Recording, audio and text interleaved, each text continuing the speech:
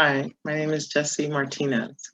I'm an author, a therapist, and a business coach, and I want to help you to remember, recover, and recreate your life as you are dealing with the loss of a loved one.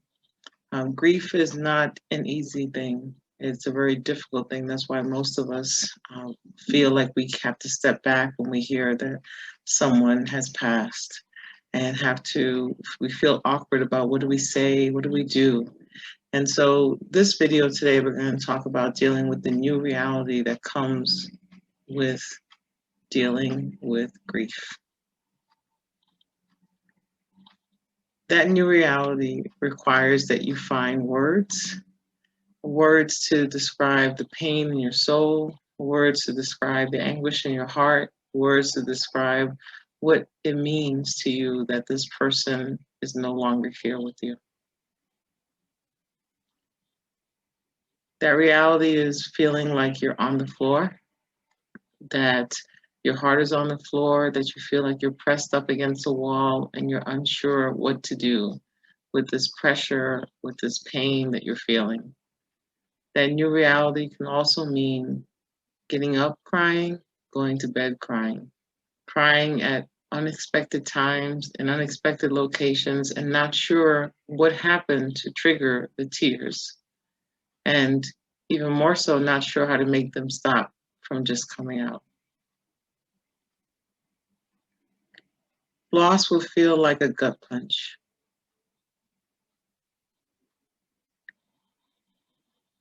It will feel like you are speaking out, but no one's hearing you. It'll feel like you're trying to express what this pain feels like, but there's not enough words that can sufficiently let the other person know how heavy, how painful, how confusing this time is for you. Sometimes you'll try to squeeze the arm or the leg or try to squeeze your loved one to let them feel the intensity of the pain that you're feeling. And even that doesn't seem to fully express how bad it may hurt. And it becomes, with time, the pain does become less intense, but the loss is still felt as a huge emptiness, as a huge life shifting, life altering change in your life.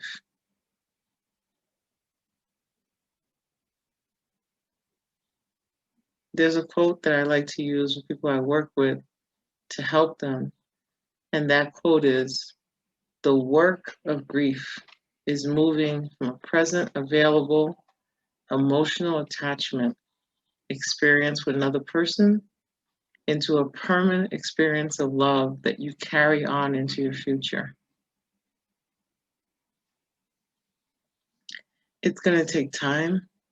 It's going to take giving yourself the grace, the permission, the leeway to experience the pain that you're feeling, to ask the questions that come to your heart and mind, and to not feel like you have to rush through the process of grieving, of understanding, of making sense of your new reality, of trying to figure out what fits in this new reality, what's important, what do you have to prioritize, what do you have to let go of, what does life look like now without this person that meant so much to you being in your life. It's going to take a continuous sharing of the story of your loved one. Give yourself permission to talk about them, to keep their name alive, to bring up the good, the interesting, the questions, to allow yourself to express what's already in your heart, what's already going through your mind, so that others can be in that experience with you and help you to find understanding, to find relief, or just to find a listening ear or a shoulder to cry on, or someone to sit with you in the discomfort that you're feeling so you don't feel so isolated or so alone. Share the story. It will help with dealing with this new reality that you're in while honoring the name, the legacy, the emotion that your loved one has left with you. It's important that you begin to accept the help, the friendship, the love, the concern of people around you who are trying to extend their arm, their time, their presence for you in this time of sorrow. I know it may be difficult, but that is something that is much needed to help you bear the load and to not allow you to go into a dark place of grief where the grief lasts longer than you want to and the pain increases rather than decreases. So accept the help of those around you who are eager to love you, who are eager to be there, who are eager to bear the load with you, to sit in the discomfort with you.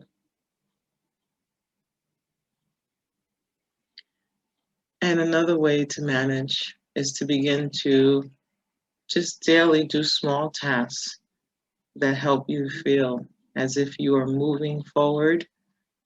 And that's not about forgetting, it's not about ignoring, but it's about daily tasks that help you to stay connected to your life, to the loved ones that are still present, and help you stay connected so that you are moving through the process of grief. And you determine the timing, but you want to do things daily that give your mind a break, a relief from all of the many questions that are surrounding it related to this loss, that gives your emotions time to be able to recover on a daily basis, because that cup of emotions is going to get filled really quickly during the day with grief. And there's going to be moments where you just need to empty that cup out so that you can let it fill again, but not to the point where it's overwhelming or debilitating. And to do that, we have to keep ourselves moving in small ways, right? Getting involved in the task of life, even though it may not seem as if it's important, it may not seem necessary, and you may not seem motivated to do it. But the importance of keeping connected, keeping moving, keeping going through with daily activity, daily life, helps you to stay centered while the rest of the world is being put in back into peace, into place that makes sense for you.